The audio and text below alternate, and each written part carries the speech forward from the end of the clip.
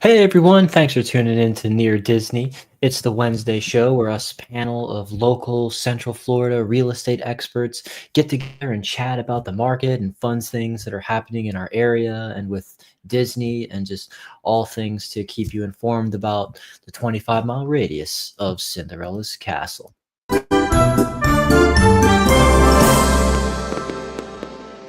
And we usually launch into that with our earworm theme song.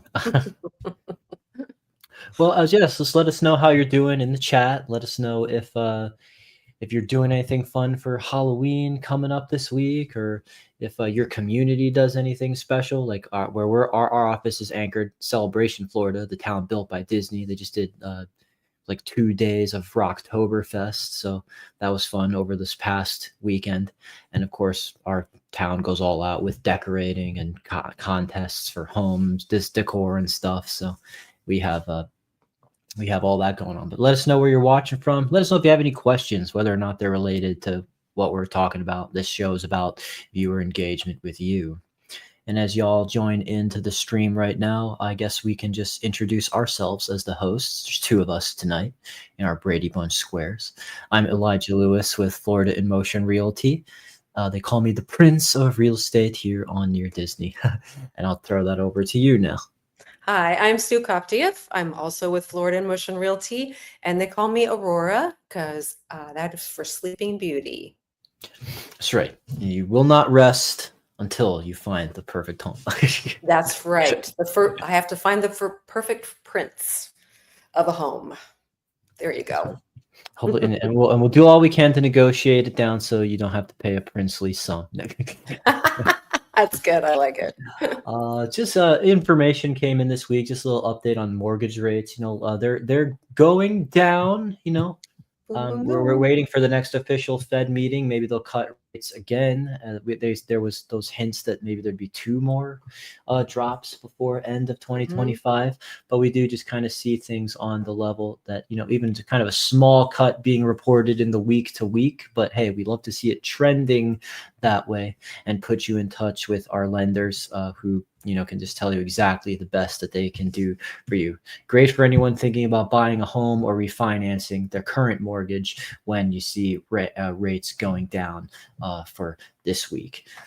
Basically, what we're seeing here is the current rate for a 30-year fixed as of October 16th, 6.27. The 1 week change was 0.03% down, and then that accumulates into the 1 year change of 0.17% down. And then, of course, a 15-year rate a bit lower with a 5.52%, and also seeing a down decline on a week and year basis. So that's just good to see. Basically, the 30-year mortgage rate is what most people think of when they're going to buy a home. It's, offers predictability, meaning that your monthly payment stays the same for the entire life of the loan. And it's just nice to see that it dipped down to 6.27%. And while it might seem small, consistent dips like this can add up for buyers. It's kind of like when you get in the stock market and it just goes up that tiny minuscule percent and then that tiny minuscule percent. And all of a sudden you're laughing your way to the bank or laughing your way to a nice low mortgage rate. So and then Sue, as far as more people buying in, making it easier, there's also then, we've talked to people in the past about first time home buyers and even like how that affects Disney cast members. Yeah, we have brought that up. And coming to the year end, we know that some of these grants and some of these incentive programs for first-time home buyers, they're going to be, renewing, regenerating at the beginning of the year. It doesn't mean there isn't money right now, but if you are thinking about buying a home and you are, concerned about not having a big enough down payment, because it's, one of the things that we really encourage people when they're saving money for a down payment, you want to have at least 20% down if you're going to do financing, because that way it keeps you from having to purchase mortgage insurance, and which can add, a couple $100 a month to your payment if, depending on the price of the house. So we do have, quite quite a few options for people that we can put you in touch with, several lenders. I'm just going to run over really quick some of the eligibility requirements that they have so that it's fresh in people's minds. You cannot have owned a home in the last 3 years. Yep. That is what defines a first-time home buyer. That's nice because some people might just assume that means like first time you ever bought in your life, and then Right. that's it. And it's like, no, it's actually just like this 3-year refresh cycle that makes it 3 way years easier to get refresh. access to those benefits again and again. Yeah, definitely. Former homeowners, if you are a single parent who previously owned a home with a former spouse, or you are a displaced homemaker, you may still be eligible, and that is something that our lenders can definitely, give you all of the examples that might be able to get you in, and tell them, they can let you know for sure, if you're eligible for something like this. And then veterans. Veterans using a VA loan are exempt from the first-time homebuyer requirement. And so, that's a good thing to keep in mind. We do have a lot of veterans in our area. They like to see a credit score of at least 640. And there are income and purchase price limits. You need to meet specific income and price. So your income has to be less than a certain amount, and the purchase price limits for the county, for the home that you're buying, can vary by county. And so that's another thing that, the lender can definitely guide you through. And you have to work with an approved lender, and you must complete an approved home buyer education course, which is, that's not that big of a deal. And it's not like it's, a whole semester of, classes. It's just the one class. And not sending you back to school. Yeah, and we can connect you with, links that can get you to, so you can read more about that, see what's involved, the time, that it might take. And, those kind of courses with things like that, you always learn something, no matter, whether you follow through with buying a home, at that time or not. These courses are really good that the state and the cities offer regarding real estate. So anyway, just there's a whole bunch of, this just goes on to tell us all about all different kinds of loans and grants and money available. Yep. Thanks. We'd love to open up our whole contact list with you. And, because we know like we deal with, it's like pretty much 50-50 with your financing or your cash. So we're just coming together just to meet you where you are so that you can get the best home that's a glass slipper fit, and that the affordability or the, cash on hand becomes as little of an obstacle as possible. Right. So throwing things over, I saw this kind of fun. I want to not just aid the buyer side, but the seller side of things as well. List reports put this funny thing up on their page. They're trying to make it Halloween themed, the spooky content of all of the pitfalls and seller mistakes in real estate that you can avoid if you don't want to have a spooky experience with your home on the market. But I thought that these were some great. These are actually, they kind of hit the nail right on the head with some of these that they compiled. Number one, overpricing your home. Typically, that can just be a non-starter for some people wanting to see the home. And oftentimes those first 2 weeks that the home is on the market can be the crucial ones. So you don't want to inhibit showings, or you just don't want to have people just rule the home out or walk away when they were interested at front. Sometimes they say your first offer is your best offer. And that's kind of because when this home is fresh on the market, people are worried like, ooh, somebody else could just come in on this hot new commodity right now. So I'm going to offer something that seems really fair and market value. But if it's really overpriced and they're offering you the price that it'll eventually be reduced to 4 to 5 months from now, when you're hoping you're not going to sit that long. So like those people tend to find the next home in that 4 to 5 months, and they don't often come crawling back as we hope they might. But sometimes, sometimes we do. We just had someone we reached out to today who had made an offer earlier, and we circled back with them. So we're trying to reel them back in. We keep everybody's data and information on, and just try to always see, if there's another chance to make the deal. So yeah, overpricing, hiring the wrong agent, just it helps to get a feel for us, ask the right questions, get the track record. How many closings has the agent been make it happen this year? And what kind of marketing and what kind of promo are they plugged into? We have this awesome Near Disney page. We manage social media accounts. We can share with you our track record, proven for the areas. And of course, we've had a great year for getting homes to close. I just saw like a statistic that came up from real estate that like over 15% of deals in the month of September failed to get to close. Oh, For that's whatever sad. reason, there was a rough season. And so, you know what? That's happening in the broader market. So you really do need the right agent to navigate that with you so that your home gets through and does not have that problem. Poor quality photos. Yeah, that one is spooky. Definitely. One thing That you is might a want to pet ask. peeve of mine. And that is, it makes such a difference when the photos are well done and it's just it makes. I mean, I don't even want to look at homes where the photos aren't that good. Exactly. I mean, And I'm a sometimes, realtor. especially if you're in a high cluttered like inventory area and you're just Mhm, trying to find like, okay, I need 7 homes to put together on a showing tour for this client, and I got to pick out some that seem to meet their checklist. Even if your home is just everything on paper with like the right square footage and the right bed count and the right neighborhood and the right price and everything, but then your photos are terrible, an agent might just say, oh, I don't even want to present this ugly looking listing that was taken with like an iPhone 4, like, somehow, some cameras and just slapped on the MLS, it's bad. And that can be kind of a drag because oftentimes a listing agent will provide the photos for the home, and then you don't even, like, know that they're gonna be giving you bad photos until you've already signed your agreement with them, and then all of a sudden, this is what they give you. mhm. So that would be a good part of the interviewing process. Like, let me see some of your past listings and like Yeah. how you are showcasing the homes and what photos or what video tours or drone shots or whatever else that you got in your arsenal. Mhm. Neglecting curb appeal, that's kind of where the onus, we can partner with you as the agent, just kind of let you know, hey, this might be what you need to do to your home from the outside to make it look good as people are walking up to the front door, picturing themselves pulling into that driveway, not just to visit, but to live there.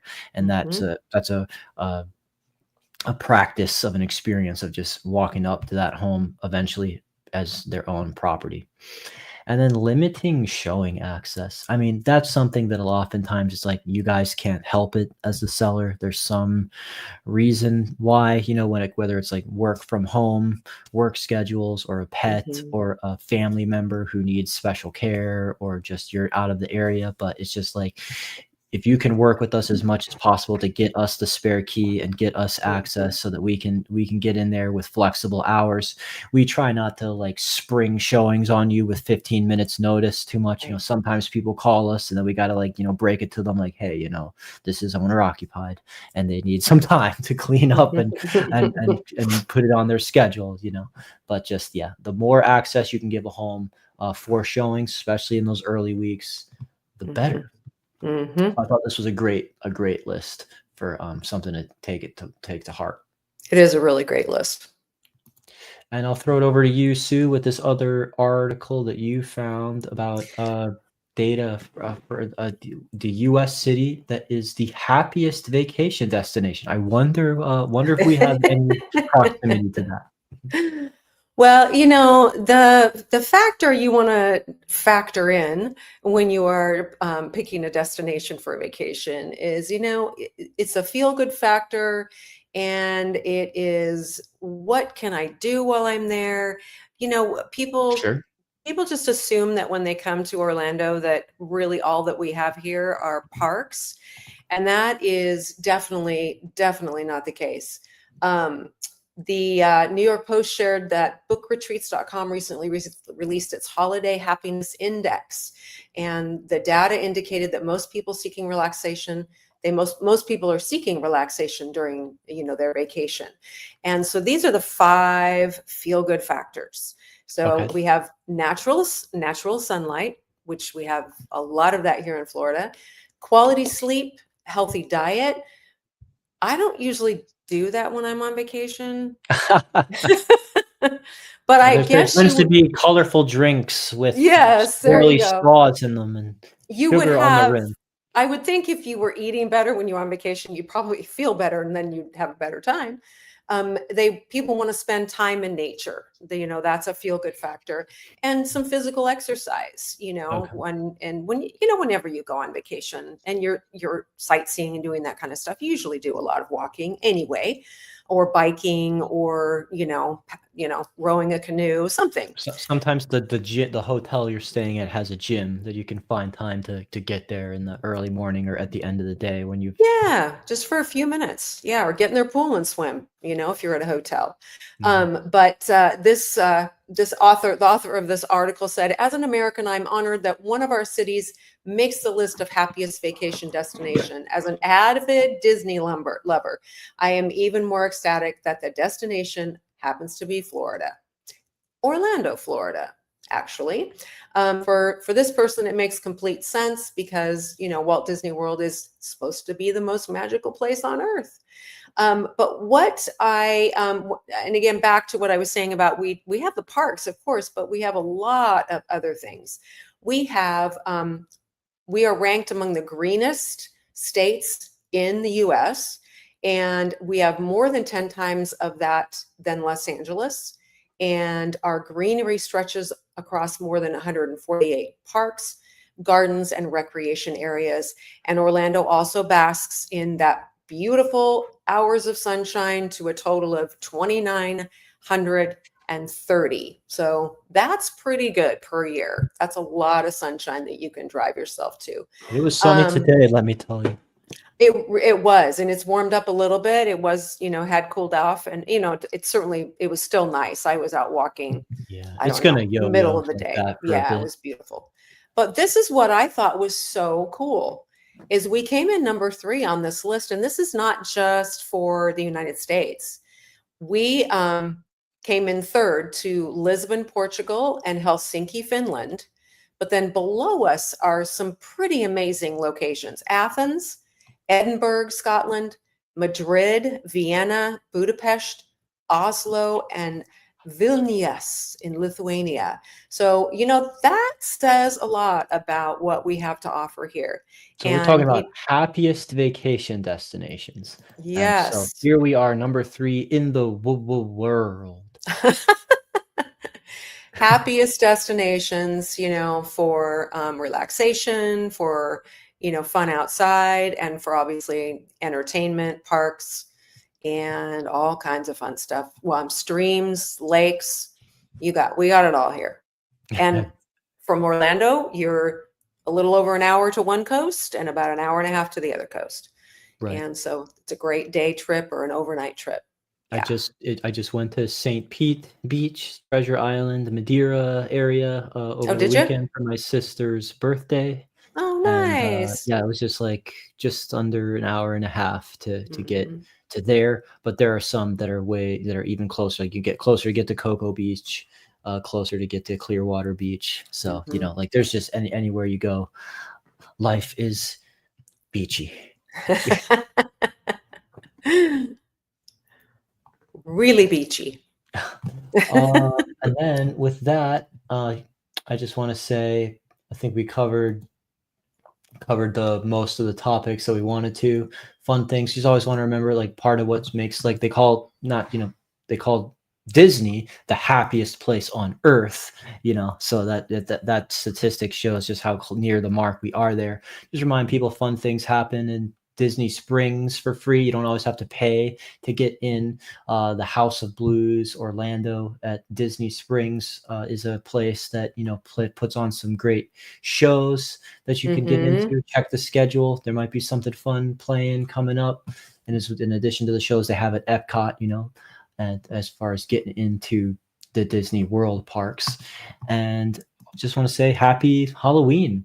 We usually Well, this time of year give our spiel about how Halloween decorations affect showings and curb appeal, but you know, there's just a week left, so you've got them up already. They're there. We're just gonna deal with them. well, let me throw in my last article that I had pulled up about. I don't know if you Oh have it yes, yes, there. you're right. You're right. Yeah, I do have want to one get more. this in after, especially talking about how we are the biggest destination for vacations. But Central Florida real estate, what's new and exciting in late 2025? Real estate market here is experience a growth of vibrant blend of growth, innovation, and evolving buyer advantages, spanning from Orlando to Tampa and the Space Coast. There's just a lot going on here. Luxury properties are thriving. Increased inventory is shifting the market in favor of the buyers right now. Right now, I don't know if Elijah would agree with me. Right now, it's fairly balanced. Right now, it's a little bit more of a buyer market, but it's been more balanced than it has been in the last maybe 6 months or so. Yeah. But the ultra luxury real estate market is hot as ever. But this is the one thing that I found, for our little local area here. Neighborhoods such as Windermere, Isleworth, Lake Nona, and I know Davenport for sure. They are growing like crazy. The first three I talked about, they are offering contemporary estates. There's a lot of lakefront property there, and so a lot of them have private docks. Smart homes are being built, left and right in all different areas, and not just in the higher end home communities. Sunbridge. This is a development that's reassessing and reshaping our landscape. So Sunbridge is an 18,000 acre master plan community, and it's rolling out in phases all the way up until 2050. So that's another 25 years. So my work is all set and cut out for me. I got content for the next quarter century to do here. Yeah, that works. I mean, and I've already been Sunbridge. Inside of Sunbridge, there's actually a 55 plus community that I was at a couple of weeks ago. And we did a Really video on beautiful. Sunbridge as well. If you want to type in near Disney Sunbridge, you'll find us talking about it in a Yeah, extensive Elijah and way. that was pretty cool. And then again, the other thing that you might want to think about is if you are not, like we already talked about, first time buyers, but 2025 has been a favorable year for renters and first time buyers. So apartment rents have a median of about $1,715 per month, which is significantly lower than a lot of other areas. And what did it say? I remember, okay, median sales prices have climbed modestly to 376,000 in areas like Marion County, which is just a little bit north of us. But budget conscious buyers, there's a lot of opportunities in these areas that I was mentioning just a little while ago. And I'll add to that Claremont and Parrish and Davenport. It's a great place. We are a great place right now for investment buyers. And this is the one thing that I wanted to really tackle on. The policy buzz. There has been a lot of talk about DeSantis wanting to remove property taxes. And I had already pulled this up, but it just so happened that I heard him live this morning. And this is going to be on the ballot in 2026. And here's the really fun part. Only 60% of residents that vote. We only need 60% of voters to say yes for that to pass. So I can't imagine not saying, can you imagine saying no to eliminating your property tax, or at least lowering it significantly? That is going to make it so much easier for people to buy, especially down to, especially new home buyers and the younger generation. Generation X has not made it anywhere close to what the baby boomers, which is the group I'm in, we own about, I think it's 41% of the market in the country. Yeah. And so we want to see younger people be able to buy homes like we did, like my parents did as we were growing up. And, find a home you're going to stay in for a while. Yes, Raise your family. that But is cool. Yep, yeah, I thought that was we'll see about so. that. Next year will be busy with all that, and we'll be happy to be part of it and uh, Yeah. see what happens with property taxes with the real estate biz. Well, that just shows you how Florida is thriving.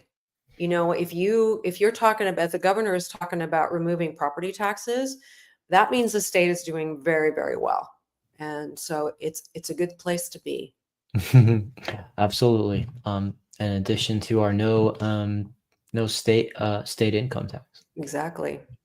So yeah, we're trying to take the tax off you.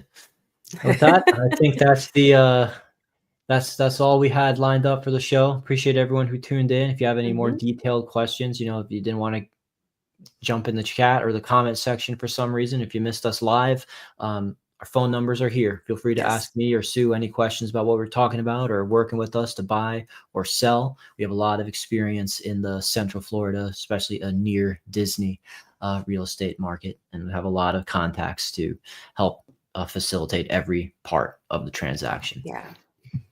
And with that, I think we'll throw it over to Kim Hawk, the fairy godmother of real estate, to sign us off. Please hit the like button and subscribe. Helps out big time for growing the channel and delivering the good content. Yes. Thank you.